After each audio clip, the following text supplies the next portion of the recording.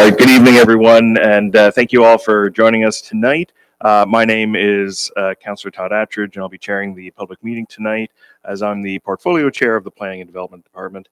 Tonight, I'm joined with full council. We got Councillor Adam on the end, Councillor Mink, Deputy Mayor Claire, Mayor Elena, and Councillor Les on the end.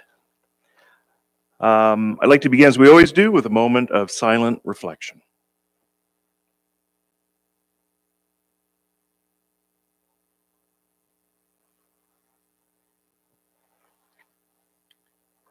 Thank you. Did anyone else notice the bells were ringing? Okay, yeah, okay, sorry. Yeah, you're welcome, everyone. And now I'd like to read our Indigenous Land Acknowledgement Statement. The municipality of Port Hope exists on the lands of the Mississauga Anishinaabe traditional territory covered by the Williams Treaties. We honor and recognize First Peoples as right holders and stewards of the land and waters on which we have the privilege to live, work, and play, including the Ganaraska Forest and River. We pay respect to elders past, present, and emerging. We commit to actions towards truth and reconciliation by recognizing the United Nations Declaration of Rights of Indigenous Peoples, strengthening ties with First Nations, Métis, and Inuit people, especially those who make their home in Port Hope, and learning from Indigenous ways of knowing and being. We do so by recognizing the past and working towards a shared future. On to declarations of pecuniary interest. Are there any declarations of pecuniary interest from members of council? I will note that there were none noted beforehand. No, perfect, thank you. So we're here tonight for a public meeting that is held in accordance with the provisions of the Planning Act. The meeting is a prescribed requirement under the Act and represents only one component of the planning and development process. Please note that no decisions will be made at tonight's meetings. The format of today's public meeting is as follows. First, the applicant or their representative will provide an overview of the application and policy framework review. Then, municipal staff will provide an overview of the technical review and public consultation. Council members may ask questions of the applicant or staff or provide comments at this time. Finally, members of the public who wish to provide input will be able to do so by coming up to the podium. Alternatively, you can also provide input via written submission at planning@porthope.ca. Please note, as the chair, I may call on the applicant or staff to provide clarification on matters raised by members of the public. I would like to note that there are, over at the door, sign-in sheets. If you wish to be added as an interested party to this item and be notified when a notice of decision is issued, please ensure you fill out the sign-in sheets with your information. It is now time to commence our public meeting for this evening. This is regarding a proposed zoning bylaw amendment application to rezone the subject lands from rural RU to rural residential RESR to meet a condition of consent file number B07-2022. I would like to note that committee members are not here tonight to express their opinions for or against the proposed changes. The time for that will come when the matter is brought forward for consideration at a future meeting of the Committee of the Whole. So moving on to agenda item 4.1, the presentation of the applicant, I'm going to ask planning staff to please introduce the speaker. Hi, good evening. Thank you for coming tonight. I wanted to introduce Bob Clark, who is speaking on behalf of the landowner, Mr. and Mrs. Dobos.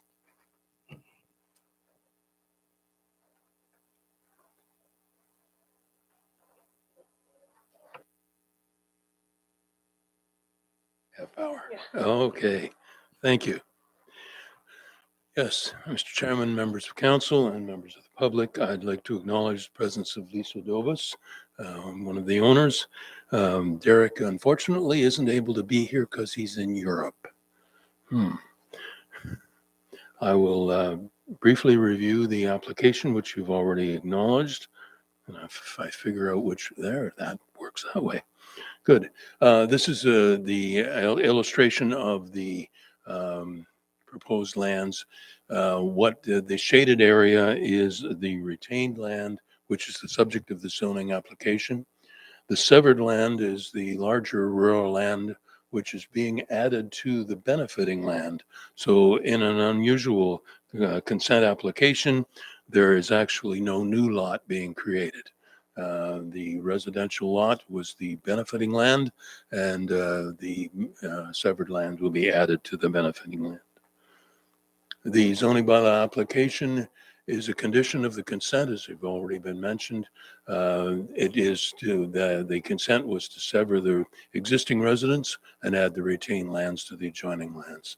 This consent application itself was supported by a series of studies, hydrogeology and a natural heritage opinion letter, boundary and topography survey, planning justification report, and pre-consultation with the municipality and the county.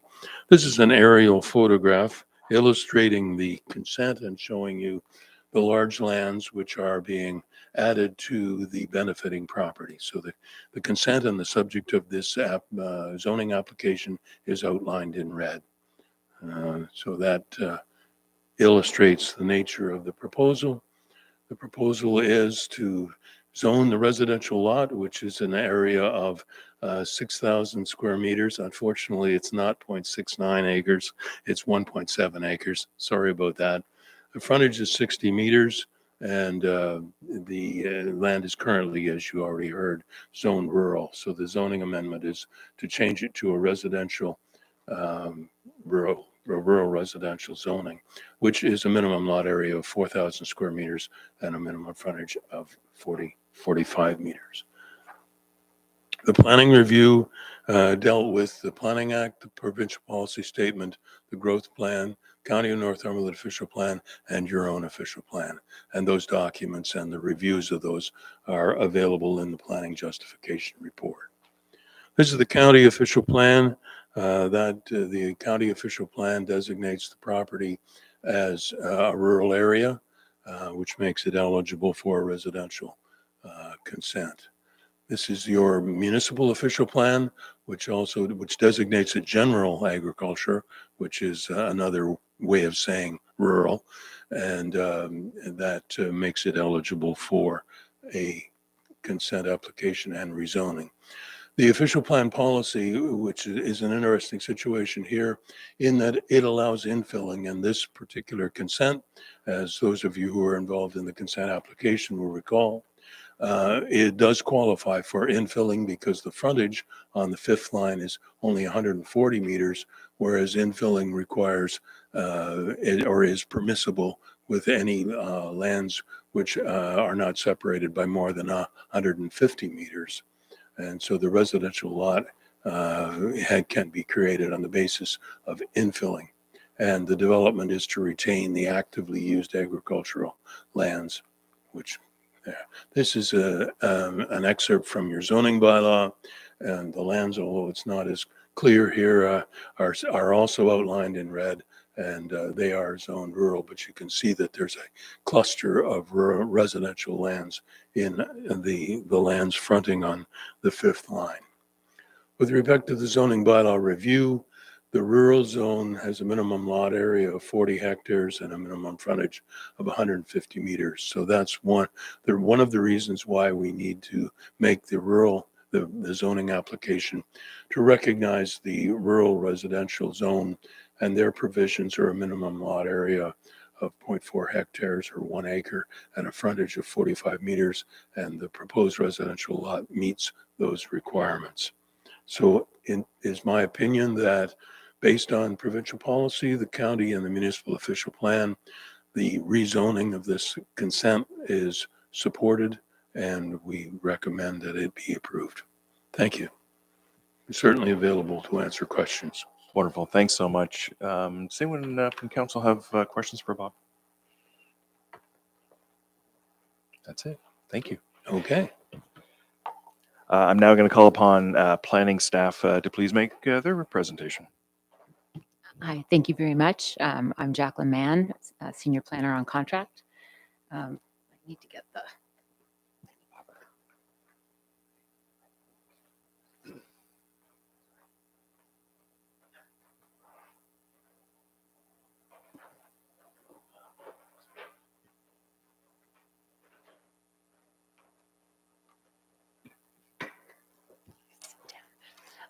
Hi, as Bob mentioned, This zoning bylaw amendment application was submitted as a condition of consent.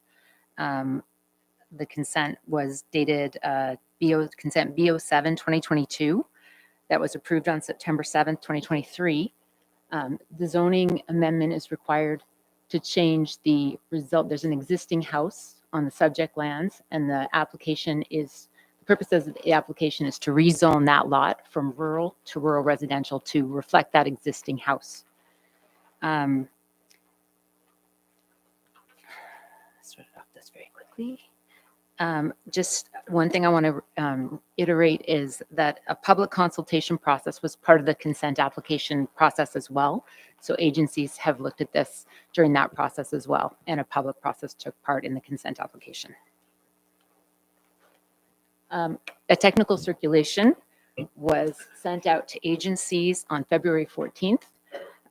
All agencies, as I said, have already reviewed this application. This is their second review. We had no concerns or objections noted by all agencies, so with everything we reviewed. Also, there's been no public comments to date as well. In terms of public consultation, as required through the Planning Act, a notice of application was mailed to all addresses within 120 meters of the subject lands. A sign was posted on site, and information about the application was published on the municipal website. So we've met all planning application regulations. In terms of next steps, after this meeting, any comments or that come in from today's meeting, the applicant would address any public or agency comments. The planning department then prepares a planning recommendation report based on policy compliance and all comments received. A recommendation report would then be reviewed at the committee of the whole meeting to decide if it should proceed to council meeting for final decision. After that council meeting, if it was granted to go forward, the council meeting would go to council for a decision, and if approved, a notice of decision would be given, starting an appeal period of 20 days. And if there's any questions, I'd be happy to answer them.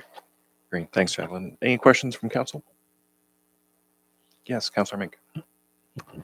Thank you. So before this meeting, we had a discussion, but for everybody's purposes, in the reports, there's mention of rural, general agricultural, and we know there's prime agricultural, which is much more restrictive. So could you explain those restrictions, and through this process, does this property have any restrictions or exceptions on it that we need to be aware of as a council?